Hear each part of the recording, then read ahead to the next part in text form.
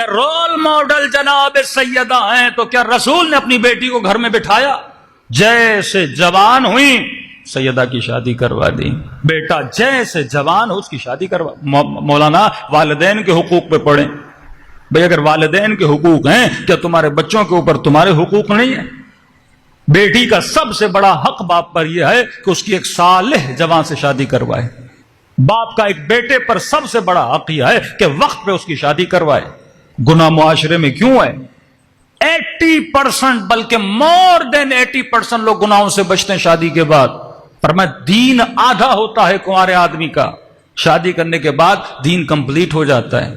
ایک رکعت کا ایک ثواب ملتا ہے، لیکن جب شادی کرتا ہے ایک رکعت کا ثواب ملٹی پلائی 10 ہو جاتا ہے.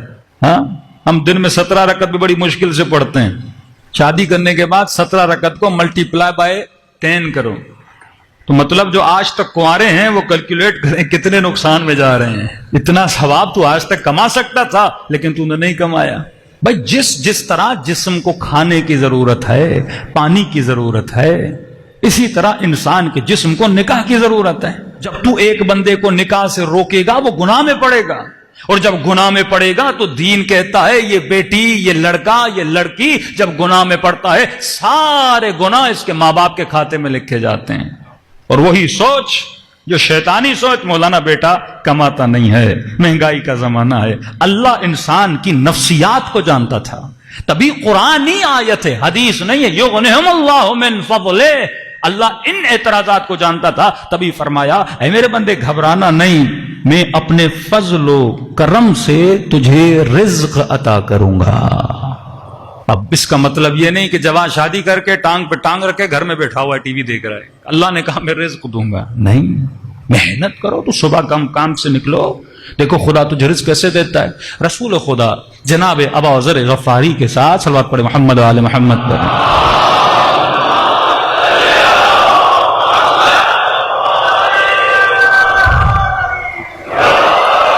جناب ابا ذر غفاری کے ساتھ درخت کے نیچے بیٹھے تھے.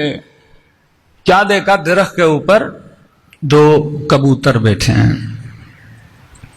رسول غور سے دیکھ رہے تھے. جناب ابو ذر نے کہا یا رسول اللہ کیا دیکھ رہے ہیں؟ کہ ابو ذر غور سے دیکھو، ایک جو کبوتر ہے وہ نابینا ہے، دوسرا بینا ہے، اس کی آنکھیں ہیں. اور دیکھو وہ دور سے دانا لے کر اس نابینا کے منہ میں ڈال رہا ہے. اس نے کہا سبحان اللہ یا رسول اللہ. کہ ابو ذر کتنا ایمان کمزور ہے اس انسان کا کہ خدا جب ایک نابینا کبوتر کو رزق دے سکتا ہے تو کیا انسان کو رزق نہیں دے گا؟ دوسرا جب بندہ شادی کرتا ہے وہ خاتون خود اپنا رزق لے کر آتی ہے. مسائل کہاں پہ ایجاد ہوتے ہیں؟ پھر وہیں سوچ پہ. اس بچی کی بھی سوچ یہ ہے اس لڑکے سے شادی کروں، گاڑی ہو، گھر ہو، ٹی وی ہو، یہ ہو وہ ہو. یہ لڑکا بھی دیکھا دیکھی میں فلاں نے شادی کی، یہ تھا وہ تھا وہ تھا، اسی دیکھا دیکھی میں لیٹ ہو جاتے ہیں اور اس لیٹ ہونے کے سبب میں گناہوں میں پڑ جاتے ہیں، آخرت کو تباہ و برباد کرتے ہیں. میرے چھٹے امام جعفر صادق علیہ الصلوۃ والسلام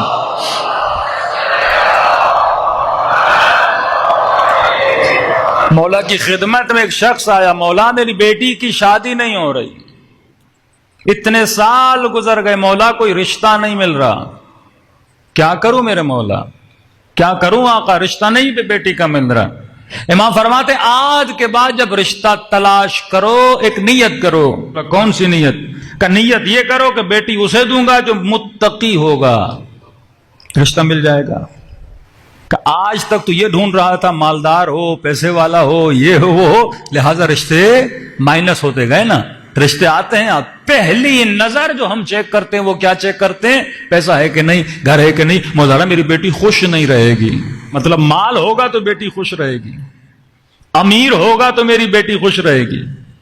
کتنے آپ کو امیر دکھاؤں جو بعد میں فقیر ہو گئے؟